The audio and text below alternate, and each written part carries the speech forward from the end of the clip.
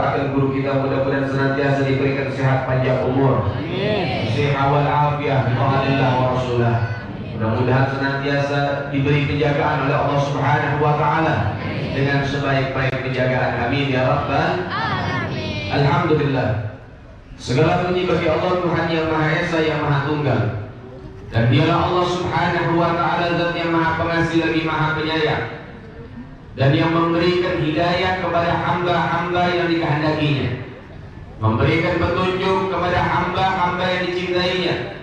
Salawat teriring salam terus kita berikan dan curahkan kepada hadrat Rasul Imamuna Qudwatuna Sayyiduna Muhammad sallallahu alaihi wasallam bi afdali salawat ta'zim. Saudara yang dimuliakan oleh Allah, Allah Subhanahu wa taala menggerakkan kita, Allah mengundang kita untuk berkumpul di satu tempat yang menjadi sumber rahmat Allah Subhanahu wa taala. Mengisi pagi kita dengan berzikir kepada Allah, bersalawat kepada baginda Nabi Muhammad sallallahu alaihi wasallam, yang menyebabkan kita bisa ada di tempat ini bukan karena keinginan kita, bukan karena kemauan kita, bukan karena kemampuan kita, namun ini semua karena keinginan Allah dan kekuasaan Allah Subhanahu wa taala. Kalau bukan karena keinginan Allah, kalau bukan karena pilihan yang Allah jatuhkan kepada kita, maka kita mustahil bisa kumpul di taman surga Allah Subhanahu wa taala. Yang mana tempat ini tempat yang memiliki keagungan di hadapan Allah Subhanahu wa taala. Di dalam satu riwayat, Nabi Muhammad sallallahu alaihi wasallam memberikan cerita, sesungguhnya Allah Subhanahu wa taala itu memiliki malaikat yang tugasnya mengelilingi daripada bumi. Malaikat ini tugasnya mengelilingi bumi. Ngapain itu malaikat? Malaikat itu mengelilingi bumi semata-mata hanya untuk mencari daripada hildatul zikir wa hildatul ta'lim, majlis zikir, majlis taklim. Di malaikat putar. Kalau misalnya di antara malaikat mendapati perkumpulan semacam ini, maka satu sama lain malaikat saling memanggil, halumuni, kemari. Saya dapat target nih, kalau bahasa kita begitu. Saya dapat target, saya dapat perkumpulan yang kita cari. Maka berbondong-bondong itu para malaikat turun tumpah untuk menghadiri tempat-tempat yang semacam ini. Bawa rahmat dari Allah. Maka oleh sebab itu malaikat itu datang di awal waktu. Kapan? Sebelum guru-guru kita datang. Datang itu malaikat. Ngapain? Bawa rahmat dari Allah Subhanahu. Yang datang dibagi-bagi rahmat sama Allah. Siapa yang datang dibagi rahmat? Orang yang datang sebelum guru. Nah itu termasuk adab-adab taklim, adab-adab ngaji. Yang datang sebelum guru itu malaikat datang bagi-bagi rahmat. Ketika guru sudah datang, malaikat enggak bagi-bagi lagi. Kenapa?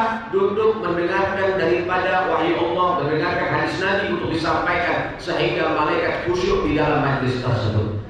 Maka beruntung orang-orang yang datang majlis, datangnya itu sebelum gurunya datang.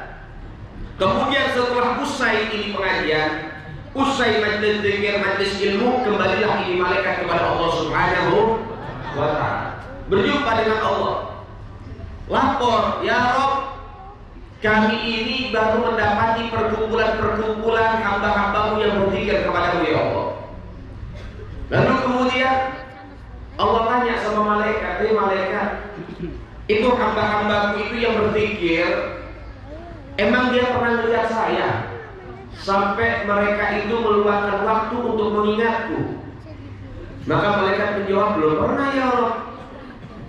Allah tanya lagi, andai aku menampilkan wujudku, aku mewujudkan zatku kepada mereka, apa yang terjadi?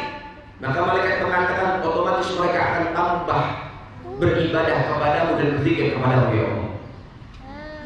Kemudian Allah tanya, malaikat, apa sih yang minta umatku, yang minta hambaku di dalam majlis tersebut?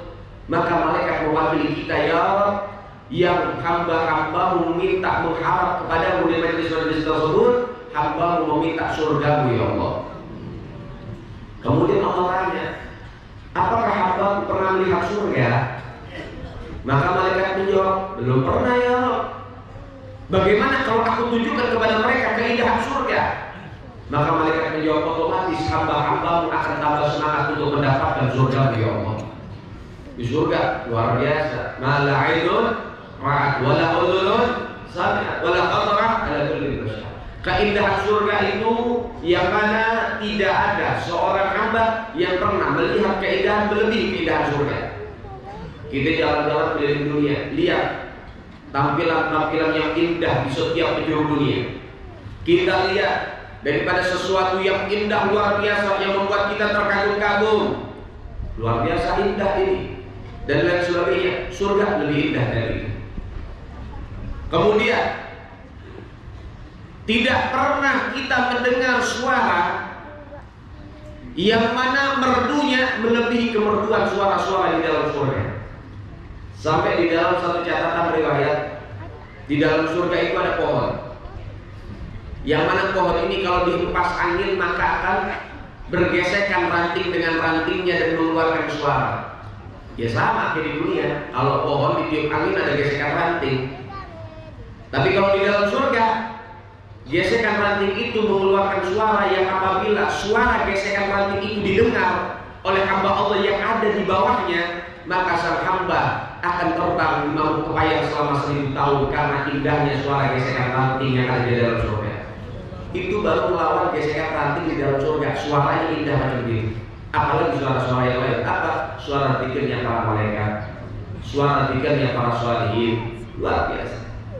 Kemudian wala khatar ala qalbi bashar, tidak pernah seseorang memikirkan, membayangkan, menggambarkan keindahan sesuatu di dalam hatinya yang melebihi surga. Kita kalau bayangin fantasi, kita gambarin ya, di dalam hati kita, dalam pikiran kita, bikin dunia, pengen punya kolom coklat, pengen punya rumput bisa dimakan jadi permen, pengen punya rumah yang megah, istana luar biasa, yang segala fasilitasnya ada dan lain sebagainya. Kita bayangin betapa indahnya daripada apa?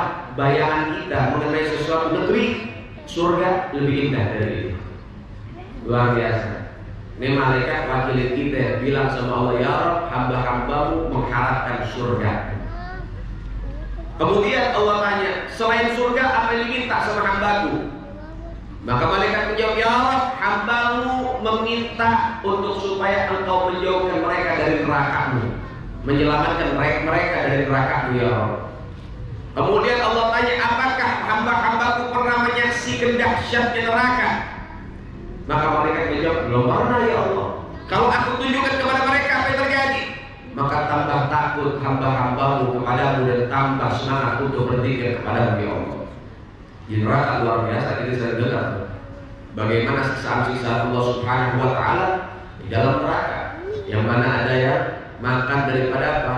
Daripada buah yang berduri, kemudian masuk ke lambung dan akan merusak semua organ tubuh. Kemudian ada lagi yang disiram dari ujung rambut sampai ujung kaki akan meleleh dengan timah.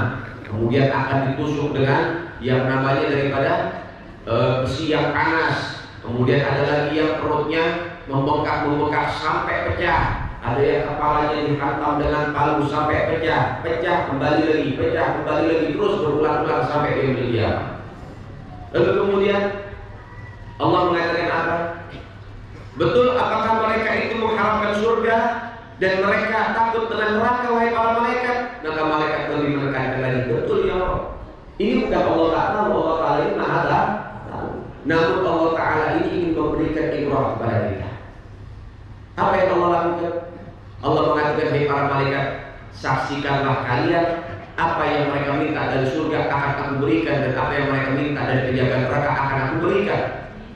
Kemudian ada malaikat yang nyaut, ya Rabb, tidak semuanya orang yang hadir di majlis mereka menginginkan surga atau takut dengan neraka. Ada juga yang hadir niatnya lain. Mungkin ada yang hadir kemarin pengen nagih utang, ada. Kan kita ada yang tahu.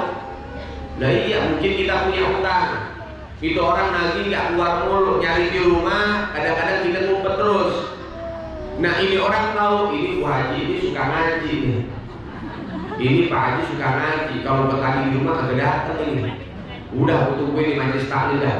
Ngaji pengen niat nagih utang, ada. Atau niat yang lain, niat duniawi, atau niat cuma pastor muka berguru. Bahasanya begitu, bukannya betul-betul ngaji. Dia cuma setor muka doang. Takut diomongin sama guru kalau di podium. Misal, maka apa yang terjadi? Allah mengatakan, hei malaikat, semua yang hadir di majlis ilmu, mereka adalah orang-orang yang beruntung, dan perkumpulan yang beruntung tidak akan merugikan siapapun yang hadir di dalamnya. Luar biasa berkahnya sampai begitu.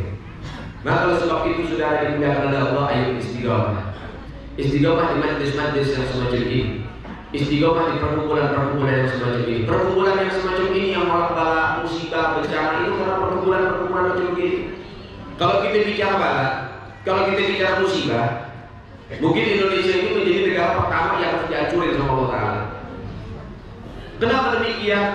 Sekarang maksiat apa yang gak ada di kita punya negeri? Maksiat apa? Semua maksiat ada. Kaumnya Nabi Allah Lut, kaum Ad nih. Maksiatnya apa? LGBT. Sekarang di negeri kita ada apa enggak? Kemudian maksiatnya daripada di kaumnya Nabi Allah Nuh, yang menapa menentang para anbiya dan juga apa kurang ajarnya Kan'an sama Nabi Nuh, kurang ajarnya anak sama orang tua. Sekarang kemudian daripada kemaksiatan-kemaksiatan yang lain, seperti apa kemaksiatan yang terjadi di zaman Nabi Allah Isa? Apa kemaksiatannya? Yang mana mereka mengklaim Nabi Isa sebagai Tuhan dan lain sebagainya.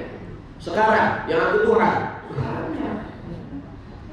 yang aku nikah sama malaikat ada, aku Nabi.